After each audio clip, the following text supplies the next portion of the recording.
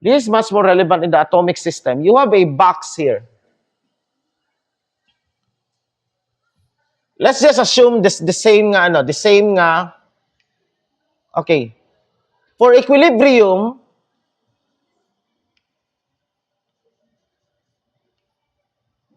we have here. And this is all K. K.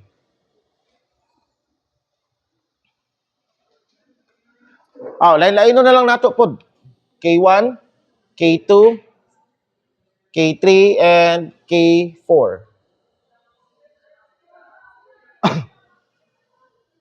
Di na sa if this is now lain-lain nga spring, so di na siya equilibrium, no? Maglain-lain na siya. Okay? Now, of course, let's give this to be A. This might be B. And this is C. And this will be D. Now, this is the unstretched.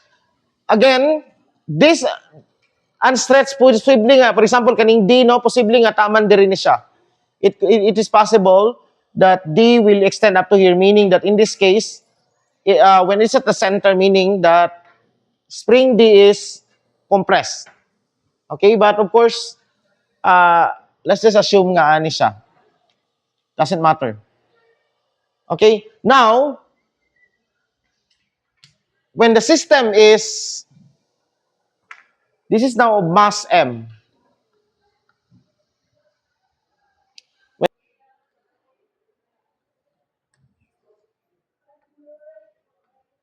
Okay, naadire, and here. And let's say that the mass is found here. Dire lang. There is now where the mass is. So this spring, na siya. And, okay, the origin is at here. This is the origin, no? Origin O. Now, we now have here, the length is 2L. I just set the length as 2L, meaning that this is L. Okay. Now, what is the stretch length of the spring? That would be, okay, kaning siya dire. Okay? What is the stretch length of this one? Sa manday, tulog naman ka diha.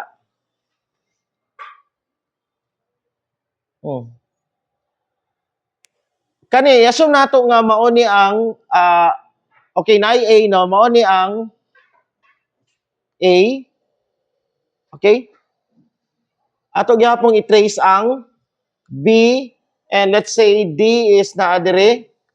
D, and let's say C is naa dire, no? This is our C. Okay, we need this lengths. Okay? So sa ato pa,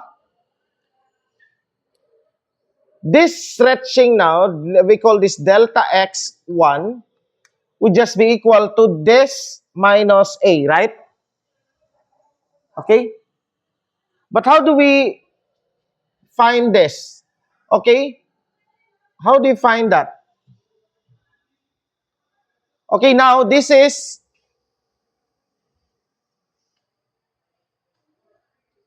the system now that, okay, that is now at some point x, y.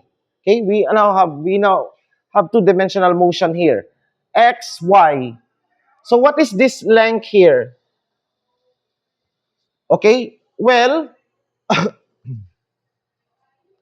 that would just be, if this is L over 2, sa ato pa unsa ni siya? This one is L minus, if this is L, so sa ato pa, this one here is L minus X, right? Kana siya? This is L minus X. So sa ato pa, this length here, we can call this as, unsa ba? R1. That total R1 there, R1 is just equal to L minus X squared plus Y squared, right? That length. Squared, sorry. Okay? L minus X squared, kani siya, because this is X right here, and this is L. So this must be L minus X. So this is R1. So that delta X1 would be equal to R1 minus A, right?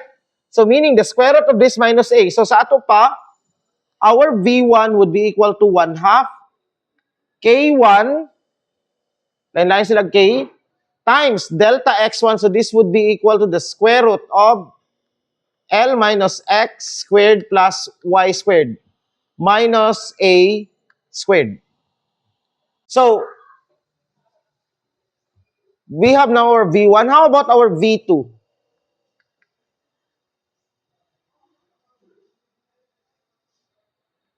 Our V2 is kanisha dire. Well, mao gihapon ni, right? So, let this to be our R2. So, sa ato pa, this will now be our delta X2, right? And of course, our R2, our R2 would be equal to this plus this, tama? Kanina triangle. So sa ato pa, this is L plus X. So this is now L plus X squared. This is squared plus. Again, we have Y squared. Okay, so sa ato pa, okay, and of course, delta X2 is just R2 minus the unstretched length D. So that V2 would be equal to 1/2 K2 times square root of L plus X squared plus Y squared minus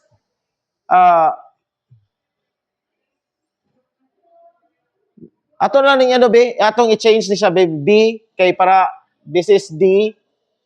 So this is D and this is B. Let's just change para magsunod ang D og 2, no? So minus B squared. Okay? Now how about C? Kani? Okay? Or let's okay, dire lang ta. Okay na. Okay, again, this will be our R3, right?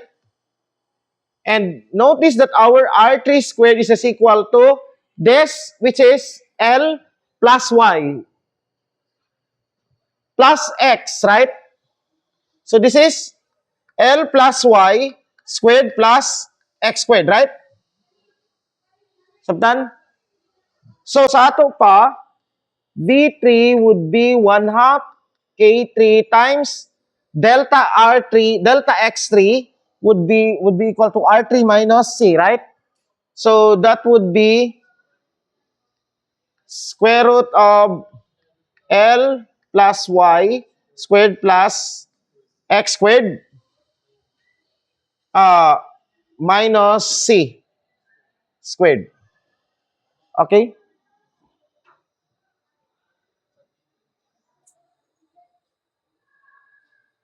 Okay? How about R3? R4. R4 now would be equal to, okay, kanita na to. So this length here, what is this length here? That is just L minus Y, right? Because this is Y. So this is just L minus Y. So this is L minus Y squared plus, that is just X squared. So sa ato pa, B4 would be equal to 1/2 K4 times the square root of L minus Y squared plus X squared minus D squared. And of course, what's our kinetic energy? T is equal to 1/2 M X dot squared plus Y dot squared, right? And what's the Lagrangian? That is just this minus the sum of this. B1 plus B2 plus B3 plus B4. That's it. Now, how about what if naay G? What if nakatindog na siya? Okay, what if we have gravitational force to consider? And this is vertical, no? I mean, nakatindog ta, vertical and horizontal. Meaning, motion is along this one. Well, all you have to do is add the potential energy, right? So, say potential energy dire, we can set this to be 0, or pwede, asa ta mag-set og 0? Pwede ta mag-set og 0 dire, no? So, minus mg, magdungag lang ka og mgy, right? Pag naay potential energy. But here, if wala, meaning that we are assuming naadiri nga plane ang motion, x, y, naadiri ga ana-ana. Okay? Now, this will be some sort of, makita ninyo that this can model atomic vibrations, right? Molecular vibrations. Or atomic vibrations in a molecule. Okay, di ba ang molecule is nagakuan sila? Okay? So now, if I'll give you a system M1, M2, and M3 connected by harmonic oscillators. Okay, kani, now, practice na ninyo, no? Ibig sabihin, we have K1, K2, K3,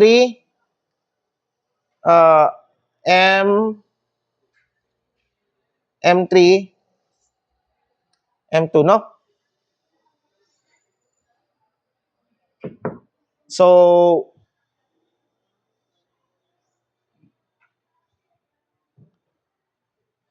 problem set. Solve this system.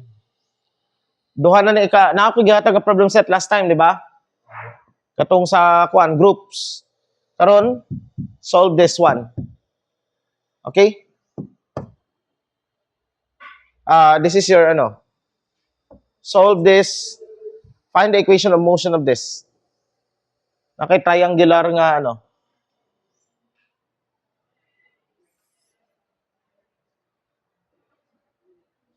Okay, I think this will be really difficult one.